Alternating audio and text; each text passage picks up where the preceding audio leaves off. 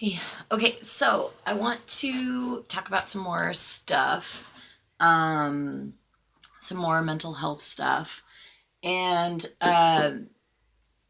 so if you didn't see the other video that I made, the first one, I talked about how I learned a bunch of stuff while being a patient in a mental health facility. and uh, the disclaimer is like, I'm not trained in this. Like, it's not something that I went to school for. I don't actually have any um, skills in this area. It's just stuff that I was taught as a mental health patient. And it really, really restructured my entire life. And I feel like it's super helpful, and everybody should know this stuff. These are just basic tools that we should all have for coping with our brains. um, Last time I talked about a concept called ABC, which is found in cognitive behavioral therapy, and it's about how we structure, or how we develop feelings from our thinking, and how we can structure those, and talked a little bit about trauma stuff. So today I want to talk a little bit about stress. Yeah, you're stressed out and I'm stressed out. And we have this like feeling like the stress is killing me. The stress is making me sick. It's making me feel bad. Yeah, it really scientifically totally is like ravaging you. It's not good. Let me tell you what stress does to your body, which is really super strange and trippy and wild and interesting. So, you know how on a shoelace, the end of a shoelace, that there's like a cap, a little plastic cap on it to keep it from unraveling? Your DNA has like just like that little cap, keeps it from unraveling. And when your cortisol levels raise, when you're stressed out, it dissolves that cap and your DNA unravels. So literally, stress is ruining you from the fiber of your being. Me too. So it really is, we live in a society that accepts stress, and we think it's, okay. And it's sort of, because if we didn't think it was okay, we would not put up with a lot of crap. But the stress becomes this constant hum that you don't even hear anymore. And it really is tearing you apart. Some of the things we can do when we feel our stress levels rise is like belly breathing, deep, full, really big breaths, and getting lots of oxygen into your brain, feeling the breaths so that you're in your body for a minute, you're very present. And then also using the ABC tool that we talked about last time, stopping yourself and saying, okay, is the way I'm interpreting this accurate? Do I know for sure that him not showing up is going to ruin the entire event? Do I really know that? Because I'm running around. Well, now the whole event's going to be ruined. It's just the whole thing, And well, do I know that for sure? What do I know for sure? He didn't show up. Okay. It's possible that it's going to be okay. And if that is possible, you're more likely to make that a reality than, well, the whole thing's just ruined. I mean, I might as well just stop now, and we all do it. So stop your thinking, ask yourself if it's really the most accurate interpretation of what's going on, and take lots and lots of deep breaths. There are a million other stress coping mechanisms. I'm sure that you have lots of them. That study was done by a professor at Stanford, and the study where they discovered the DNA thing. And he also discovered that just stress alone, not any other factors, not nutrition, not environment, nothing else. If you neutralize all of those, just stress alone will clog your arteries. It will harden your heart and unravel your DNA. No joke. We have images of it. It's real. So if, I can't tell you what to do with your life because all of our lives are extremely complex. But if you do have really stressful situations and you have the option of not being in those super stressful situations, I would choose not stress. Some levels of it are healthy. It helps us do the fight or flight. It helps us, protect ourselves and all kinds of things. But if you're having chronic stress in your life, ask yourself what you can change and make less stressful for your own health. And then, so from that, I want to talk about neural pathways. I want to explain a little bit about how neural pathways work and what that means for your entire way of being. So neural pathways are when synapses fire together in your brain. So you think, this makes me mad. Okay. This makes me angry.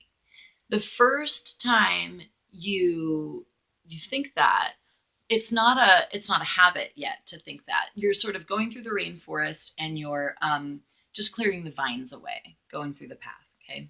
The second time, you're clearing brush away and stomping down the grass. It's getting easier to go down that road. Then as it becomes easier and easier to go down that road, it's going to be less, you're going to be less compelled to go down the other road. So, or any other road. So what we do in our brains is we go, this makes me mad. This makes me mad. This makes me mad. And then the pathways get thicker and more solidified. And the other pathways that this makes me confused, or I don't care about this at all, or whatever, they wither away and they die off so that pathway you won't go down anymore. So yes, it is a habit to think negatively about the world or about yourself. It absolutely is. You have structured your brain that way. I have structured my brain that way. So what's cool is that we can totally build our brains. They're weird. It's super alien and super, super weird, but we can totally reform the way our brain is structured. So if you notice yourself having the thought of, I'm ugly, okay, I'm ugly. Oh, I don't like the way I look. Whatever. Prepare a response for that. I'm a beautiful human being. Okay. So when you hear this one happen, catch it. First of all, we get so used to having these thoughts that we don't stop them or notice them. Get into the habit of catching it. Oh, there it was. I see that. And then apply the response to it. Okay. So I'm ugly. Then repeat after that. I am a beautiful human. It will not feel natural. It will not feel normal. It will not feel like anything is happening, like it's doing you any good at all. And you won't want to keep doing it because you don't have the pathways built up for it. What's cool is that you don't have to believe it when you say it. You don't have to believe it. It doesn't matter if you believe it or not at this point, and you more than likely will not. So put it up on your mirror, put it in your binder, put it in your fridge, whatever. The more you see it, the more you say it, the more you think it, the more that pathway is getting paved, okay? And then the more a negative pathway dies down, okay? So one of the cool things is that we can kind of think ourselves into being better people. Like, I want to be nice, right? Let's say I want to be a nice person, a kind person. I am kind. I am kind. I am nice. I'm a nice person. I am a nice person. I am a kind person. Because if you can eventually get that paved, you'll start making decisions, life decisions, as if you are a kind and nice person. And what does that, make you? You're becoming kinder and nicer. And there are a million things that you can do with that, So the way our minds naturally go and the ways we naturally see ourselves are not necessarily the most accurate. And then we make bad life decisions. I don't want to get super personal, but for a long time, I really believed horrible things about myself. I totally thought I was, that I was awful, gross, ugly, stupid, a million things, like lots of details in there. And I was taught in this facility that that's an unhelpful way of viewing myself. That if that's what I think of myself, I'm only going to make decisions based on being that kind of a person. And what if I was competent? What if I was competent? Can I pretend to be competent? Can I think I'm competent? I'm becoming more competent. What if I thought I was a smart person? Then I would, think about things differently, and I would talk about things differently, and would become smarter. You know, it's really important. The way you see yourself is the way you're building yourself, and is the way you will be. And we have some control over it, which is really super exciting and cool. And then the last thing I want to talk about is affirmations. It's not like what SNL is making fun of. It's been made out to be super hokey in our culture, and I get it. But they're really incredible, like crazy powerful brain science tools. This is me choking. It's good. Okay, so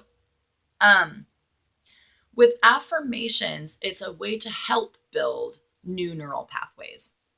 There's a really cool woman who has done so much work with affirmations, particularly with trauma clients and patients. She has created these videos. They're on YouTube. They're free. They're accessible. They're pleasant. There's really like super no reason to not do them. And they're pretty quick too. So she does one that's 20 minutes long, but it's 10 minutes and then it's repeated. So theoretically you could get it done in 10 minutes if that's all you had. And it's just a series of affirmations. And what's cool is you don't have to repeat them out loud. You don't even have to think them. Matter of fact, you don't even have to pay attention to her. You can just put them on. Just put them on. Your brain's gonna process it where it needs to. And then when you can pay attention to it and when you can think it, that's improvement and that's better. But just having it on is gonna help. So she also does. Her name is Belleruth Naperstek. It's a name. I love it. So she did a couple of cool videos. She does one on guided imagery. So instead of affirmations, like saying like, this is the way things are and it's okay or whatever, the guided imagery walks you through a relaxation and really empowering, calming, resetting visualizations. And it's really lovely. It's really beautiful. She also does a cool a set of affirmations for grief. There's the one that I've always used a lot is the depression one, but I've used the grief one too, and it's really lovely and very cleansing and cool. The deal is that they say to do these like twice a day. That's a lot, but if you can do it, do it. It's so good for you. It's so good for you. And it will spark lots of other good changes for you in the future too. So, I, struggle to do it once a day. I don't do it once a day most of the time. I would really like to. I'll tell you what, if you do it, tell me, comment below that you did it, and I will do it that day too. Okay, pinky promise. Let's pinky promise. If you do it, I'll do it. Yeah? Okay. So tell me if you did it. I'll put the link in the affirmation or in the description below. And then if you do it, let me know and then I'll do it too. Okay. So again, we went over stress and how it's affecting you and that we can come into more control with it and bring it down and make choices to help eliminate it. We talked about neural pathways and about how they are key and foundational to who we are and how we believe ourselves to be, and that we do think in habits. Our thinking is totally habitual, and that we can control those. And that it's fairly easy, but it takes intentionality and focus.